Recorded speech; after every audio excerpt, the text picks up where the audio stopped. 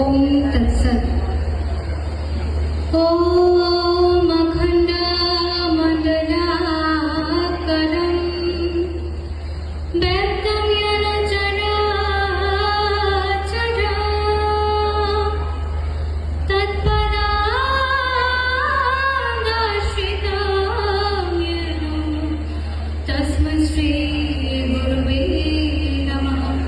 ओम नमो ब्रह्मणो देवाय गोब्रह्मण्यहिताय च जगद्धिताय